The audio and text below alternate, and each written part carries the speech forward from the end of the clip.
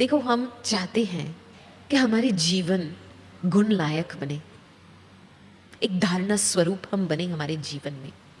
धैर्यता हो, सहनशीलता हो, कहते हैं ना इंग्लिश में पेशेंस हो, टॉलरेंस हो। लेकिन पेशेंस के पीछे एक पीस की एनर्जी होती है, धैर्यता के पीछे शांति की एनर्जी होती है। हम सब कुछ शांति से काम लेते हैं, इसलिए हम धैर्य होते हैं। सही बात है ना? तो जब तक आपने वो शांति की शक्ति जागृत नहीं की है, तो आप धैर्य भी नहीं बन पाएंगे। और सहनशीलता का गुण, उसके पीछे एक प्रेम भावना होती है। तो खुद में वो प्रेम भावना जागृत करनी है।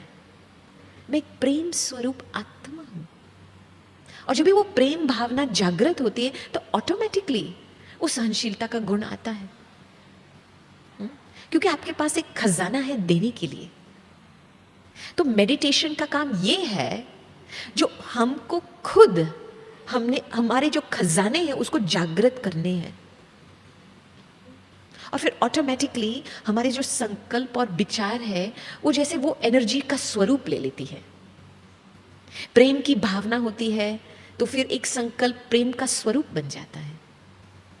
ऑटोमेटिक, हमको ज्यादा कोशिश नहीं करनी पड़ेगी। तो इसीलिए एक बहुत आवश्यक है कि हम हमारे विचार या संकल्प के ऊपर ध्यान रखें, थोड़ा धीरज से काम लेवे। देखो, मन की बात जब आती है तो मन को दो बातें चाहिए।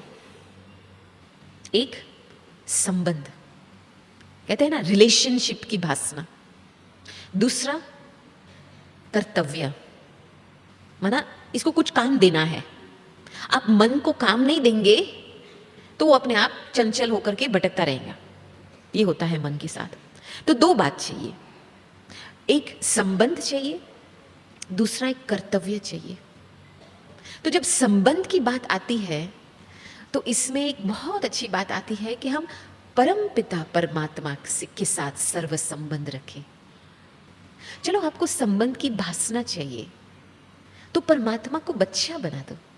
एक इतना मीठा प्योर बच्चा है वो। आपको मां की भासना चाहिए तो परम पिता को मां बना दो। वो बाप तो है ही, उसको फ्रेंड बना दो, उसको कंपेनियन बना दो। आपको जो भी संबंध चाहिए वो आपको इस परमात्मा द्वारा भासना मिलेंगी, क्योंकि वो सर्व आत्माओं का माता है, पिता है, बंधु है, सखा है। तो ये भी एक मेडिटेशन का एक कंपोनेंट होता है कि एक है हम सिर्फ आत्मा की एनर्जी को जागृत करते हैं, लेकिन दूसरे तरफ से हम परमात्मा के साथ सर्व संबंध रखने से हमको भी एनर्जी मिलती है।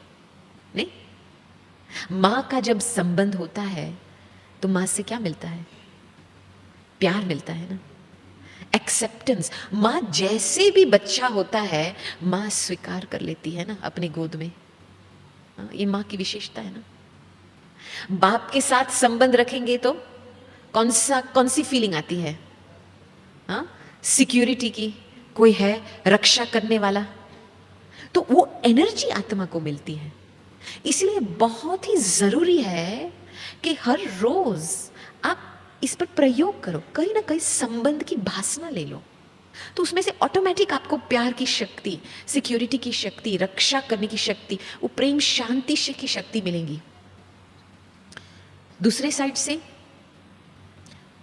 मन को कर्तव्य चाहिए, उसको आप फ्री रखेंगे ना, ओम शांति, वो पूरा आपको ही बर्बाद करके बैठ जाएगा। ये मन की एक दूसरी विशेषता होती है। इसलिए मन को एक जॉब चाहिए। मन को कभी फ्री नहीं रखना है, कहीं ना कहीं कर्तव्य में, अच्छे कर्तव्य में उसको बिजी रखो। ये बहुत जरूरी है। क्या है, हम कुछ काम करते हैं तो वो थोड़े समय के लिए मानसिक वो ध्यान रहता है, फोकस रहता है ना, फोकस रहता है। अच्छा काम किया, फिर काम पूरा, मन को छोड़ दिया। ये नहीं होना चाहिए। तो छोटे छोटे जैसे प्रयोग करो, कुछ लिखो, कुछ पढ़ो, कुछ ऐसे टॉपिक लेकर के विचार करो, किसी को मदद करो, जो भी कुछ हो, कुछ गाओ, कुछ गीत गाओ, अच्छे गीत गाओ, कुछ नाचो, क्योंकि मन को बहलाना होता है। एक छोटा बच्चा होता है, जल्दी बोर हो जाता है, उसको वैरायटी चाहिए। हमको पता है, कभी कभी आप सुबह के टाइम उठते हैं, मूड ठीक नहीं होता है, तो क्या करते हैं? सो जाते हैं वापस में। लेकिन सोने से फायदा भी नहीं मिलता है और ज्यादा मूड खराब रहता है। उठो, एनर्जी बदलो। ये एनर्जी की बात ही होती है, बड़ी बात नहीं होती है। सिर्फ एनर्जी परिवर्तन करना है ना। कुछ अच्छा गीत बजाओ, वो गीत के शब्द सुन करके मन अच्छा हो जाएगा। कुछ थोड़ा डांस करो, अपने आप को बहलाओ। जैसे आप छोटे बच्चे को बहलाते हो ना, छोटा बच्चा रोता है तो क्या करते हैं? मम्मी उठा करके इसको थोड़ा बहलाएंगी, हाथ पकड़ेंगी। तो खुद के साथ भी ऐसा करना होता है। आप अपने ऊपर अपने आप को छोड़ो नहीं, या वो जो उदासी की फीलिंग आती है उसमें ज्यादा से जाओ नहीं उसके अंदर। आज मैं उदास हूं, मैं क्या करूं, मैं कैसे आगे बढ़ूं, ऐसे संकल्प नहीं सोचो, क्योंकि वो उस फीलिंग में जाएंगे ना तो और ही आपके संकल्प कमजोर होते जाएंगे। ये सिर्फ एनर्जी है, उसको सिर्फ जल्दी परिवर्तन करना है, बस कोई बड़ी बात नहीं है इसमें। हमारे जीवन में हमने एक बात का बहुत फायदा लिया है, एक्चुअली दो बातें का। एक है पास्ट इज पास्ट। जो बात हो गई है, जो बीती बात हो गई है, इसको अभी टच नहीं करना है। कुछ भी हुआ है हमारी जिंदगी में, होता रहता है। हम कांटों के जंगल में रह रहे हैं, कांटों तो चुगेंगे ना। ऐसे थोड़ी कि हम कांटों को ब्लेम करेंगे। हमारा काम है हमारा रास्ता ढूंढना। हाँ? हम हमारा पैर ऐसे धीरे से रखा जाए ताकि कांटे नहीं हमको दुख देवे, ये हमारा काम है। हाँ? कुछ ना कुछ तो होता ही रहेगा। अभी हम उसको पकड़ के लेकर के अभी के समय अनुसार उसके ऊपर ज्यादा विचार करेंगे तो वो भी हमारी पूरी शक्ति को खत्म कर लेता है। मैं कहती हूं अभी के समय अनुसार 80% की जो मनुष्य की बीमारी है, क्योंकि वो पास्ट में जाते हैं। ये क्यों हुआ मेरे से, मेरे साथ ऐसे क्यों हुआ, इसने क्यों मुझे ऐसे बोला। अरे छोड़ो ना, इसका किचरा है, आप क्यों ले रहे हैं? आपने जब आपके नो एंट्री साइन डाल दी है, नो एंट्री माना नो एंट्री। जो भी कुछ हुआ उसके कर्म उसको ही भोगना पड़ेगा ना। तो आप क्यों बीच में अपसेट हो जा रहे हैं? ये सिंपल बात है, बीती सो बीती, पास्ट इज पास्ट। ये एक लॉ है, आध्यात्मिक लॉ है।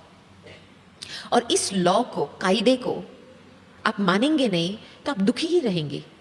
क्योंकि मैं समझती हूं आपका जो दुख भरा हुआ है वो अभी के समय के अनुसार का दुख नहीं है, पास्ट का है। और सिर्फ आपने अपने विचार को पास्ट में ले जाने के कारण आपने और ही, आपकी दुख शुरू से ऐसे सुई माफिक थी, लेकिन उसके ऊपर विचार करते करते करते एक पहाड़ जैसा दुख का अनुभव हो गया है। और आप उस पहाड़ के ऊपर बैठे हो और अंदर से संकल्प आ रहा है, अभी मैं क्या करूं, मैं कैसे आगे बढ़ूं। राइट बात है ना? आप जब बात को देखेंगे तो बात एक्चुअली रियलिटी में छोटी होती है। हम सोचने से उस बात को बढ़ाते हैं और हम खुद हमारे संकल्पों के जाल में फंस जाते हैं। फिर क्या कहते हैं? भगवान को कहते हैं मुझे छुड़ाओ, और भगवान क्या कहता है? अरे छोड़ो तो सही। ये बात है ना, छोड़ो तो छूटे। तो ये एक बात का बहुत ध्यान रखना होता है कि पास्ट इज पास्ट, इसको हाथ ही नहीं लगाना है।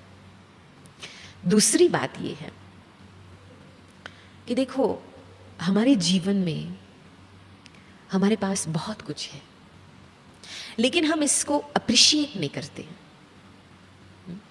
देखो, एक व्यक्ति के साथ कम से कम इमीडिएटली आपके आमने सामने 10 या 20 ऐसे इंस्टेंट रिलेशनशिप्स है। व्यक्ति है, चाहे आपके माँ बाप बहन बच्चे, हर एक आत्मा में कोई ना कोई विशेषता तो है, अच्छाई तो है इसमें। अच्छा, मैंने बैठ करके उस अच्छाई को देखा है क्या? उसको अप्रिशिएट किया है क्या? मैंने कम से कम ये पुरुषार्थ किया है। मेरे लाइफ में मुझे जो कुछ प्राप्ति हुई है, मैंने बैठ करके उसको देखा है कि मुझे क्या मिला है जीवन में। हमारा फोकस क्या हुआ? हमको जो नहीं मिला है जीवन में, इसके पास जो कुछ है मेरे पास नहीं है, मुझे ये चीज चाहिए। लेकिन जो आपके हाथों में है, जो आपकी गोद में है, वो आपको दिखाई नहीं दिया है। पर चिंतन के कारण, पर दर्शन के कारण आपके सामने जो खजाने हैं वो मिस हो जाते हैं। इसलिए अंदर से एक असंतुष्टता की फीलिंग पैदा होती है।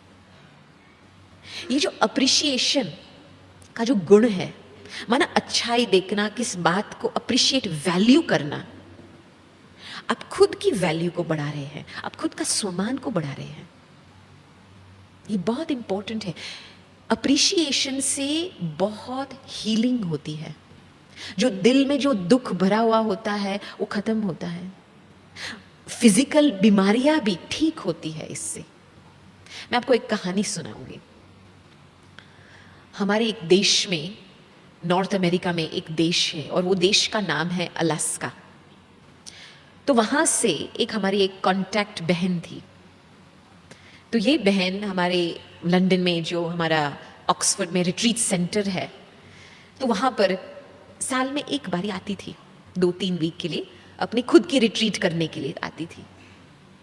तो हमने उस बहन को शायद 4 या ऐसे 3-4 साल के लिए हमने उसको देखा नहीं। तो हमने सोचा कहाँ गई है वो बहन। हर साल उसका टाइम फिक्स्ड था आने का, लेकिन ऐसे 3-4 साल बीते जो वो आई नहीं। और फिर जब वो आई तो उसके हाथ में लकड़ी थी और वो ठीक जैसे चल नहीं पा रही थी।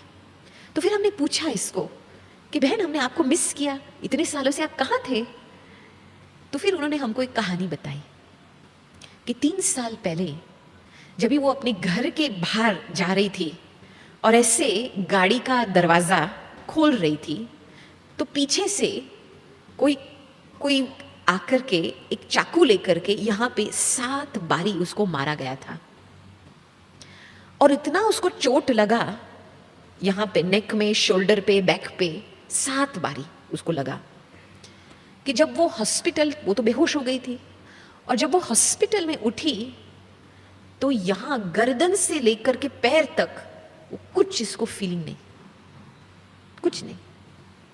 वो सिर्फ ऐसे जैसे एक अंगुली उठा सकती थी और आंखें ऐसे और मुंह थोड़ा कुछ बोल सकती थी, बाकी शरीर में और कुछ फीलिंग नहीं। अभी आप सोचो, इस हालत में पहला स्टेज क्या था? शॉक। मुझे क्या हुआ?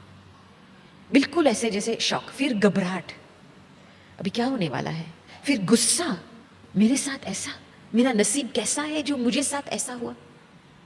तो बेचारी को फिजियोथेरेपी कराते थे डॉक्टर, सब कुछ, इतने 3 डॉक्टर्स लगे पड़े उसके पीछे, फिजियोथेरेपी के डॉक्टर, ऑस्टियोपैथ के डॉक्टर, उसको हाथ पांव ऐसे मसल्स को जागृत कराने के लिए। लेकिन उस 6 मास में बहुत स्लो इम्प्रूवमेंट, बहुत धीरे धीरे से, और उसको भी जैसे होप नहीं था कि मैं कभी चल नहीं पाऊंगी। फिर 6 मास के बाद जो आसपास में, जहाँ जिस गांव में रहती है, वो जो आदिवासी होते हैं ना, ट्राइब्स होते हैं, उनको हम चीफ्स कहते। तो एक आदिवासी का चीफ आया उसको मिलने के लिए। तो वो शाम को आया और उसने सिर्फ एक काम इसको दिया कि बहन, आपको ठीक होना है तो आपको इस बात को मंजूर करना पड़ेगा, इस अभ्यास को 3 मास के लिए चलाना पड़ेगा। तो बहन ने पूछा, मैंने सब कुछ ट्राई किया है, अभी आप बताओ कौन सा अभ्यास मुझे करना है। तो इस चीफ ने ये बताया कि आपको हर रोज 10 बातें लिखनी है जो आपको अपने जीवन में अप्रिशिएट करते हो। 10 बातें ऐसे लिखने हैं। आपके जीवन में जो भी है आप क्या अप्रिशिएट करते हो, ऐसे 10 बातें लिखनी है 3 मास के लिए। अभी वो पहले मास में तो लिख नहीं पाती थी ना, कुछ काम नहीं करता था, तो किसी और द्वारा वो बोलती थी, वो बाजू में जो फ्रेंड थी वो लिखती थी। तो धीरे धीरे उसने बताया कि वो अभ्यास से जैसे दिल की एनर्जी वापस आई, उसको अंदर से लगा होप है, उसको एनर्जी वापस आई, होप की, पॉजिटिविटी की, कि हाँ मेरे में शक्ति है, मैं ये कर सकती हूँ। और जब भी वो संकल्प पैदा हुआ कि ये मैं कर सकती हूँ, उसके बाद जो फिजियोथेरेपी कर रही थी ना, उसका असर लगना पड़ा। वेरी इंटरेस्टिंग कनेक्शन इसका, देखो। और 3 मास से उसने पूरा कंप्लीट प्रोग्राम किया। 3 मास से हर शाम को 10 बातें लिख कि इस 10 बातें को कौन सी बातें मेरे जीवन में है जो मैं अप्रिशिएट कर रही हूँ, और उसको हिम्मत वापस आए, पॉजिटिव एनर्जी वापस आए, होप वापस आए, ताकि वो फिजियोथेरेपी का असर शुरू हो गया उसके ऊपर। और उसको 1 साल लगा, लेकिन पैर पे खड़ी हो गई। देखो, ये एक शक्ति होती है। हम सोचते हैं हमारा स्वमान हमको बाहर से मिलेगा। अरे आप कौन से शॉप पे जाएंगे स्वमान के लिए? स्वमान शब्द ऐसा ही है कि स्व को मान देना है, खुद को ही मान देना है। तो खुद की वैल्यू कैसे बढ़ती है? जब भी हम खुद को अप्रिशिएट करते हैं, हमारी गुण को अप्रिशिएट करते हैं, हम दूसरे के गुण को अप्रिशिएट करते हैं, इसकी एनर्जी बहुत अच्छी बनती है। और आपको बिल्कुल जैसे आप एनर्जाइज्ड हो जाएंगे, आपको कई बात में कमी नहीं होगी, एक स्वमान की एक बहुत अच्छी फीलिंग आएंगी। बाहर की दुनिया स्वमान क्या, किसको माना जाता है? अभिमान को। मैं ये हूँ, मैं वो हूँ, मेरे पास इतने टैलेंट्स है, मेरे पास इतने स्किल्स है, मेरे पास इतने क्वालिफिकेशंस है, क्या इसको स्वमान कहेंगे? ये तो जैसे बाहर का एक रूप है, लेकिन बिल्कुल पतला है, इसके पीछे कुछ एनर्जी नहीं है। ये एक जैसे टेम्पररी कुछ जो सपोर्ट लेते हैं ना, वही है।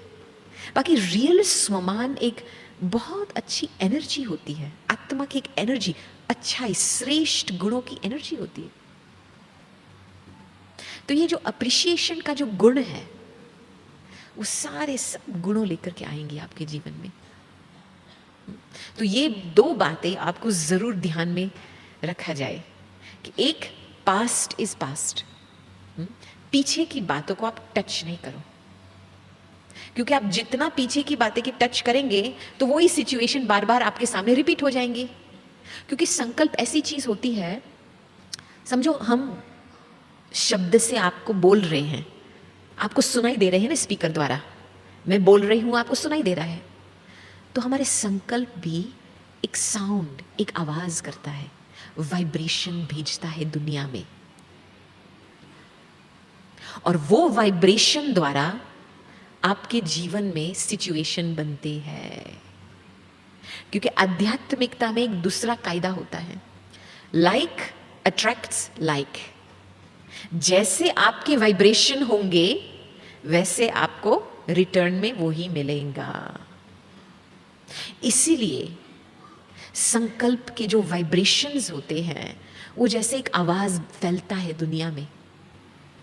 हम सोचते हैं कि कोई हमारा संकल्प देख नहीं सकता है, फील तो जरूर कर सकता है, क्योंकि एक वाइब्रेशन होता है। तो इसीलिए आपको एक अच्छा जीवन जीना है तो आप जरूर इस बात पे बहुत ध्यान रखेंगे कि मेरे संकल्प के वाइब्रेशंस कौन से वाइब्रेशंस में दुनिया में फैला रही हूं। हम तो अभी के समय अनुसार, हमारी प्यारी जो दादी जी है, अभी 101 उनकी उम्र हुई है, आयु हुई है। क्यों इतनी आयु? कैसे एक आत्मा ऐसी आयु तक पहुंच सके? क्योंकि उसने अपनी मनसा शक्ति को न सिर्फ पॉजिटिव रखा है लेकिन श्रेष्ठ रखा है।